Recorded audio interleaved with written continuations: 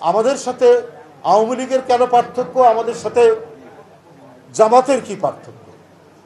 তারা ইসলাম প্রচার করতে চায়, আর আমরা বলি এটা তো মুসলিম সংখ্যাগরিষ্ঠ দেশ। এখানে 1000 বছর আগে, 800 বছর আগে, 900 বছর আগে আমাদের সুফি সাধকরা এখানে ইসলাম প্রচার করেছেন। হজরত শাহজালাল শুয়ে আছেন সিলেটে, হজরত শাহ মখদুম শুয়ে আছেন রাজশাহীতে, হজরত শাহ সুলতান আছেন বগুড়ায়, খান জাহান আলী আছেন খুলনায়।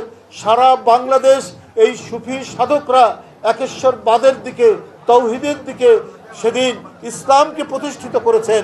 আবার নতুন করে আপনারা কি করবেন ভাই? কোন ইসলাম প্রচার করবেন? মানুষ যে ইসলাম আমাদের সুফি সাধকরা অনেক সংগ্রাম করে, অনেক মানব সেবা করে তারা প্রতিষ্ঠিত করেছেন, সেই ইসলামের উপরেই তো বাংলাদেশ দাঁড়িয়ে আছে।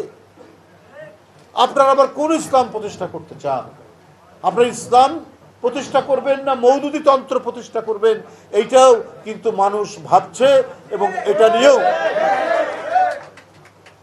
মানুষের কথা বলার আছে।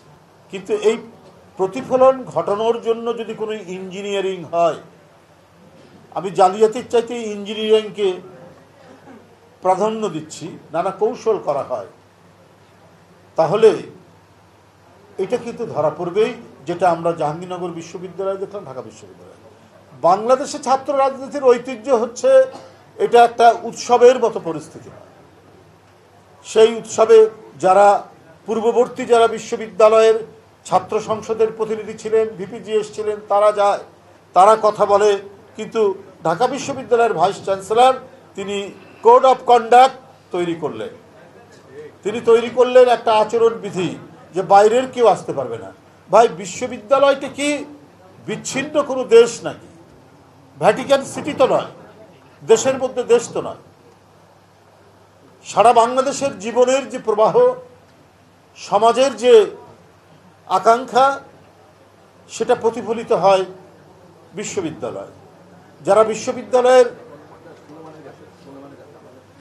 সাবেক ছাত্র, প্রাক্তন ছাত্র, তাদেরও বিশ্ববিদ্যালয়ের সাথে একটা মিথস্ক্রিয়া থাকে, একটা ইন্টারাকশন থাকে। এই কারণে ইউনিভার্সিটি অ্যালুমনাই আছে, ডিপার্টমেন্ট ওয়াইজ আছে, সব বিষয়ে।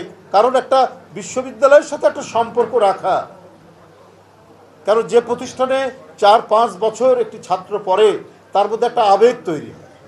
ঠিক তেমনিভাবে যারা ছাত্র রাজনীতি করেছে, ওই নির্বাচন আসলে তারাও গিয়ে বলে, তার সময়ের অভিজ্ঞতা বলে, সাধারণ ছাত্রদের বলে তার দলের পক্ষ থেকে।